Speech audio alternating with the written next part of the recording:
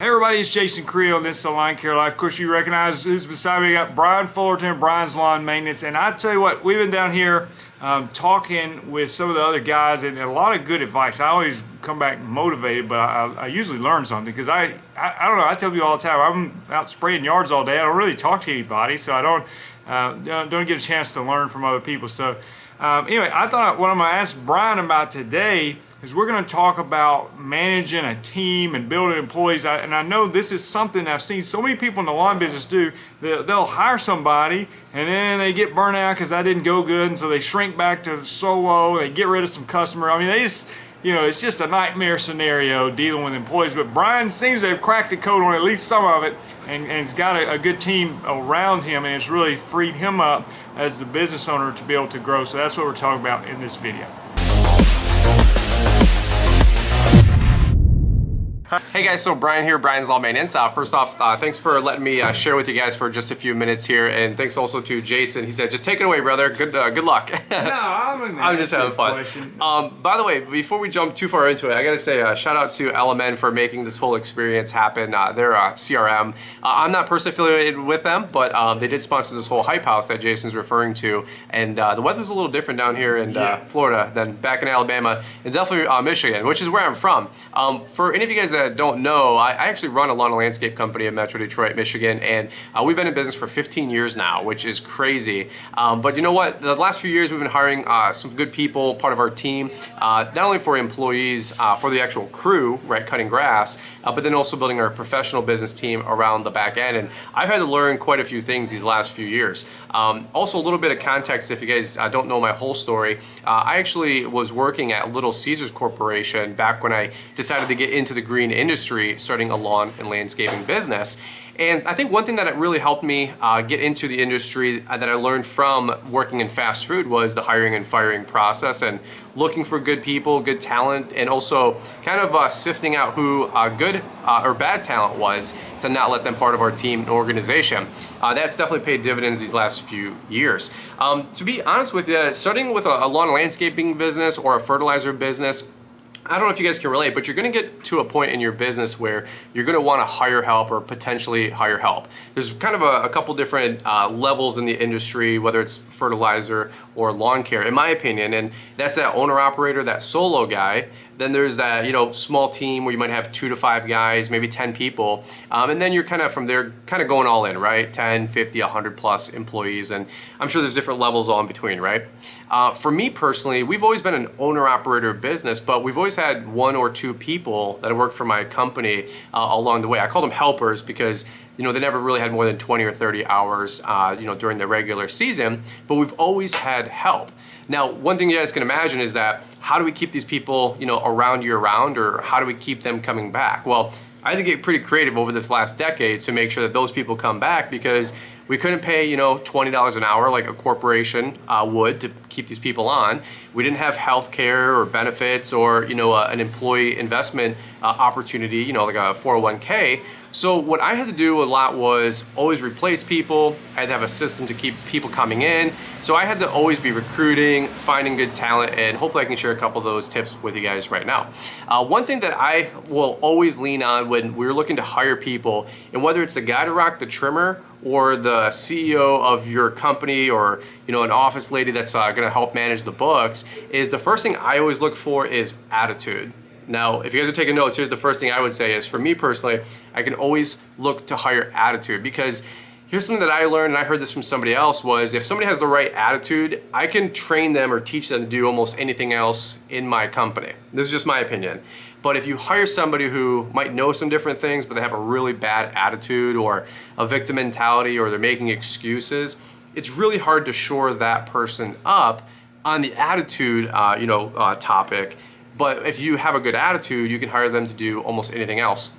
Actually, I heard that story from somebody who was interviewing somebody at Marriott, and they said, everybody here at your hotel seems really, really happy. How do you teach your people to be so happy in the hotel business?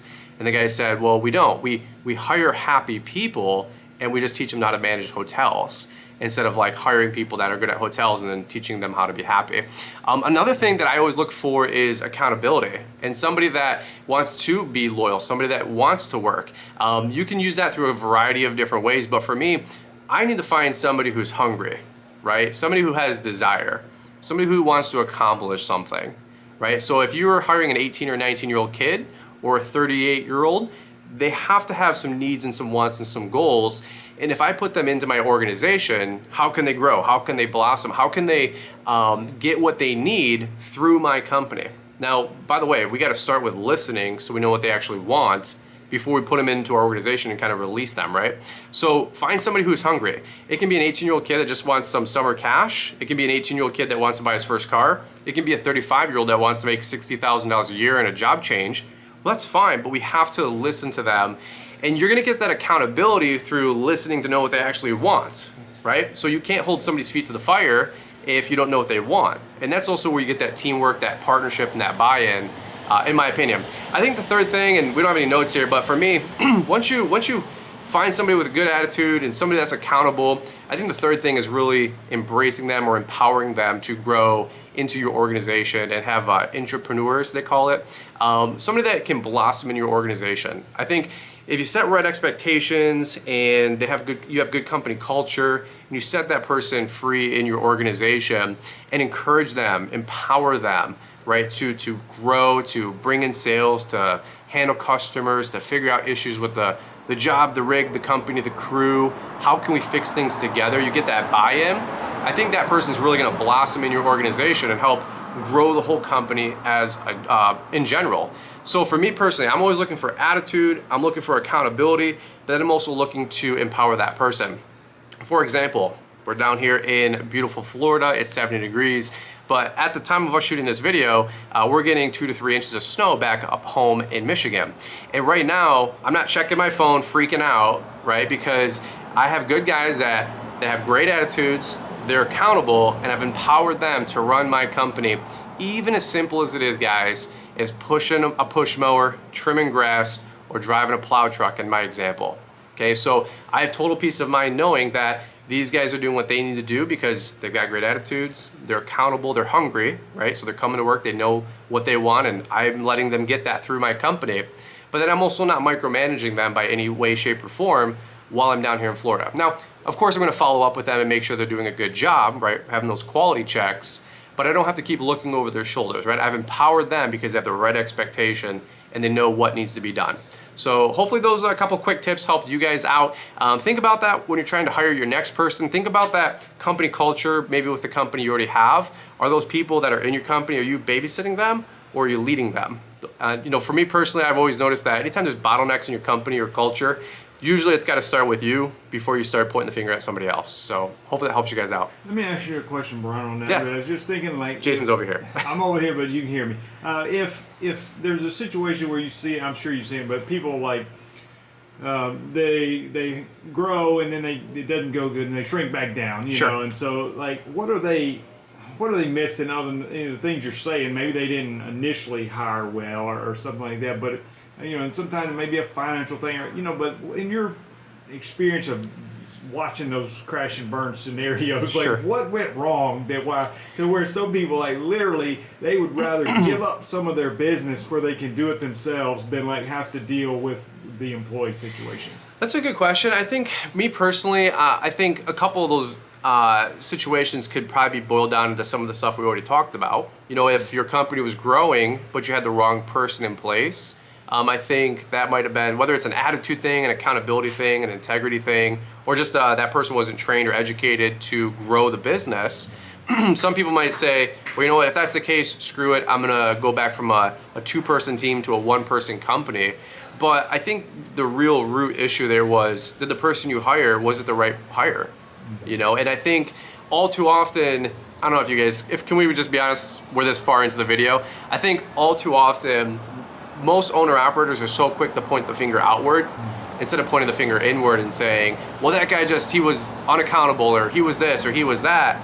But I think the expectation should really be back on ourselves. Was that the right guy on our team? Was that the right guy in our organization? One other thing that I learned from a guy named Corey, who has a really successful business in the Midwest. He said, hire people and then grow. Don't grow and then hire.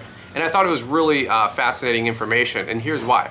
He said, if you hire and then grow, you can have that person grow into that role.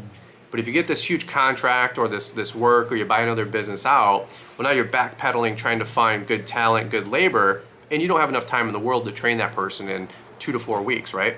So he said, I think most of the questions the question that you just answered or asked me, I think 80% of all the burn and fail and stories probably can be summed up in those two things: hiring the wrong people, or not having the right attitude in your company, or getting work and then trying to hire. So my attitude is always hire and then grow.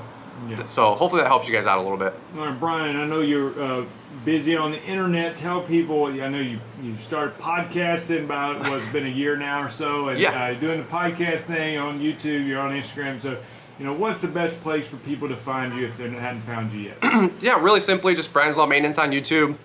Our podcast is Fullerton Unfiltered, and then Brian's Lawn Maintenance on Instagram. Just type in Brian's Lawn and Lawn Care, and I'm sure we'll come on up. But we don't take that for granted, by the way.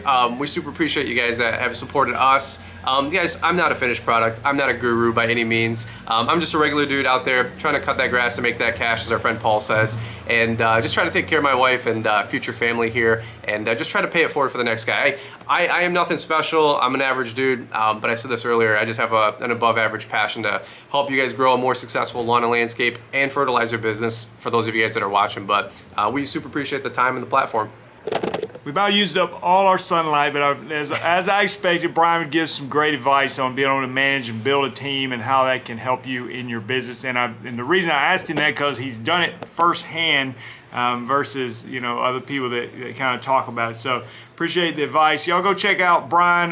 Just Google his name; he'll come up somewhere. I'm sure you can find him. But appreciate you taking the time. If you haven't done so, subscribe to the channel. There's over 500 videos, lawn care related, a lot of weed control stuff, a lot of mowing stuff. So talk to you guys later. Appreciate it. Bye.